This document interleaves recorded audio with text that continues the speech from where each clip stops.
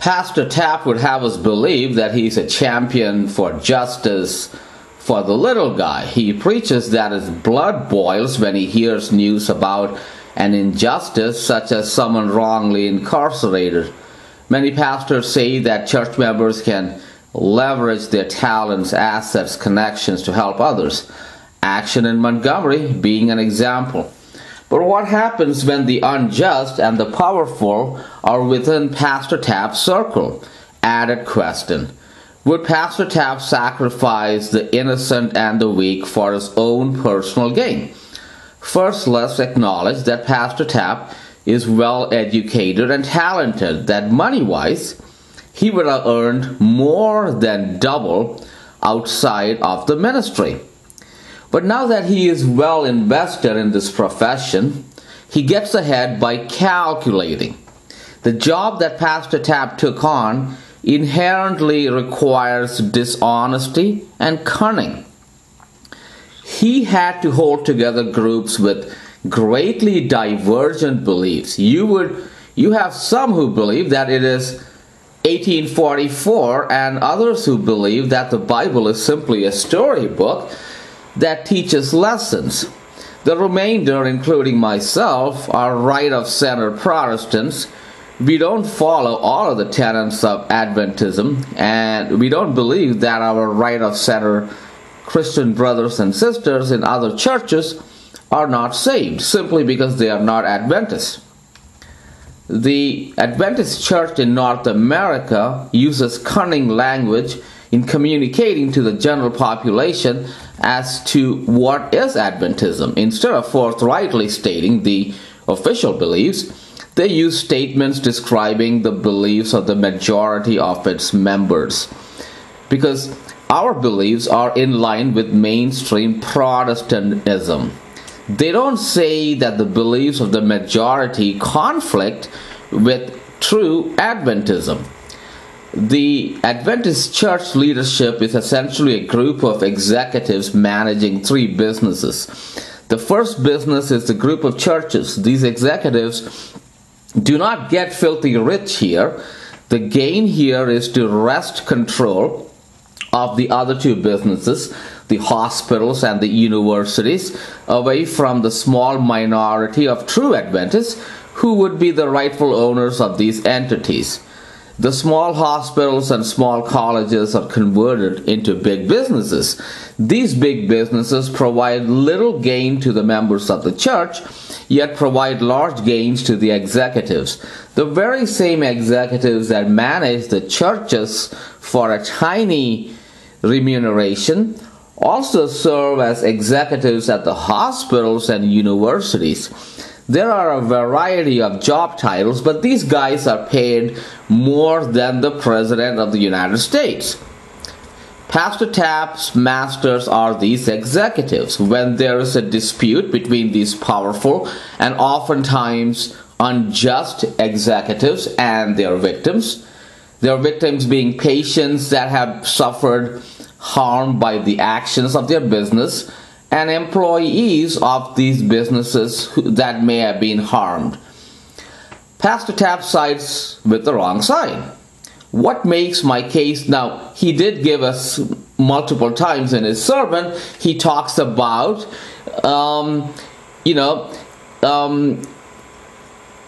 that people with tattoos and on motorcycles are oftentimes better people than those in three-piece suits. And this certainly applies not only with Pastor Tapp, but also with these executives and with some doctors, so you would count the lab coats as well.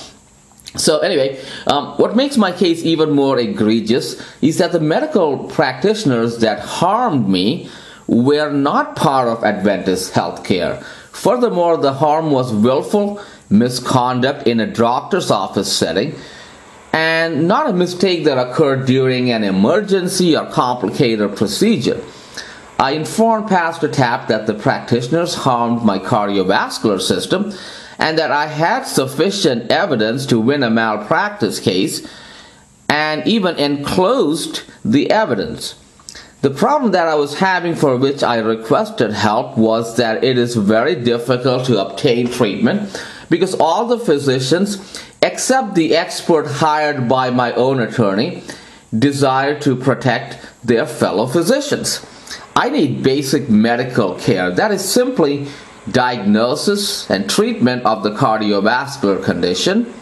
And I thought that Pastor Tapp would help me get care from Adventist Healthcare, whose most famous specialty is that of the cardiovascular system.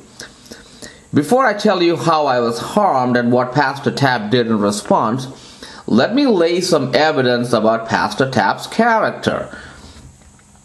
He sides with those who can help him at the expense of those who have nothing to offer. You saw this in action. Pastor Tapp quite aggressively went after the little kids in the balcony and accused them of being loud and disruptive. Perhaps this was his sacrifice to Moloch. Sitting in the balcony for more than 22 years, I recognize how this problem developed. The powerful within Sligo Church complained to Pastor Tapp about the noise.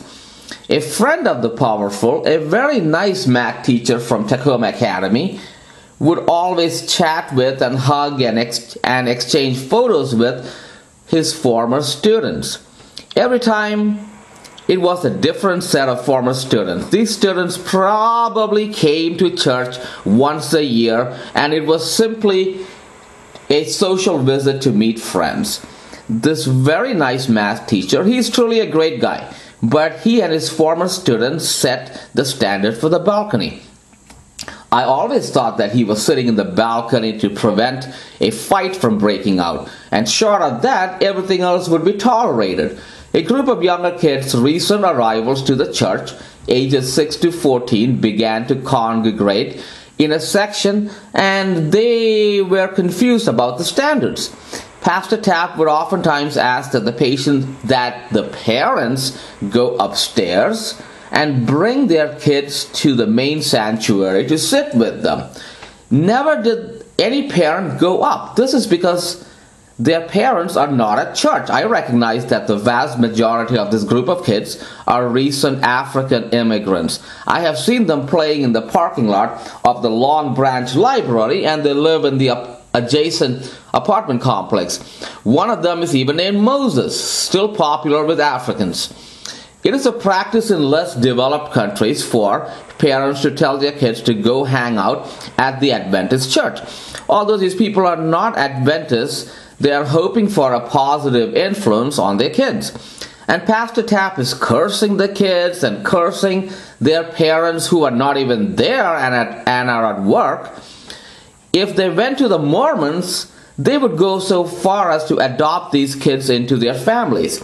Pastor Tapp is no dummy. He knows what's going on, yet he continues to strike at these kids and their parents.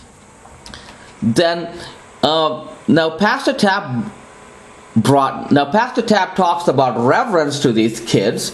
You know, they have no idea what the word reverence means, and he's talking to them about reverence, but he's so irreverent in church that the two people that he brought up to the front, to the pulpit, and he heaps praise upon them, saying that they were wonderful, regular guys and great humanitarians. He hardly does this for anyone, but the two he chose were basically top executives at Adventist Healthcare. The first is Bill Robertson, who until April was the CEO of Adventist Healthcare, and the other one is Dave Wigley.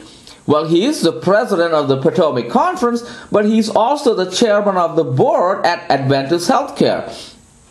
So I think that now, I don't recall any cafeteria workers getting similar treatment. Anyway, I think this is something similar, akin to the most repressive regimes in the world having the words democratic and people's within the names of their countries. I mean, if the guys would have to be bad and someone would have to have a bad impression on them, that's why you're bringing them up, singing their praises. If they were wonderful guys, everyone would know they were wonderful guys. There's no need for you to bring them to the front of the church saying they're wonderful and great. Now, Bill Robertson replaced all the executives at Adventist Healthcare when he took over several years ago. And Pastor Tapp did the same with the pastors at Sligo. I was not a fan of any of those assistant pastors, but cleaning house is not a very Christian thing to do. Most of those pastors never got hired elsewhere as pastors. He picked new pastors that were very subservient to him. Notably, the pastor for administration, who he had to go all the way to England to find. Homecoming weekend is supposed to be the Sabbath that former members are to be welcomed, yet when a former pastor who shares the same first name as Pastor Tapp and his wife, a former choir director at the church, the children and their families, meaning husbands, wives, and grandchildren. So you had this large group sitting up in the balcony, and Pastor Tapp never acknowledged their presence. I wasn't a fan of that pastor's theology or lack thereof, but it was nice to see the entire clan back in their old seat in the balcony. They stopped attending Sligo a few months after the arrival of Pastor Tapp. They were not disrespecting Pastor Tapp. They did not like Pastor Tapp's theology, too conservative for them, but just right for me. However, Pastor Tapp's behavior, again, not Christian-like and not in the spirit of homecoming weekend.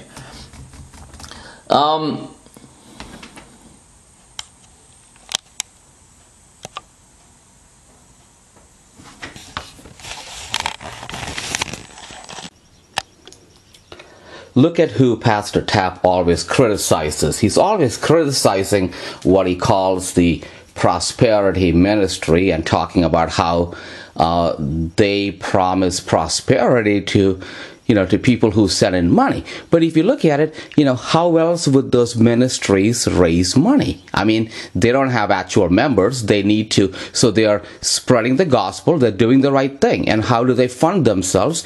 They need to get money from their viewers. And it's not a bad system where, you give money to the church.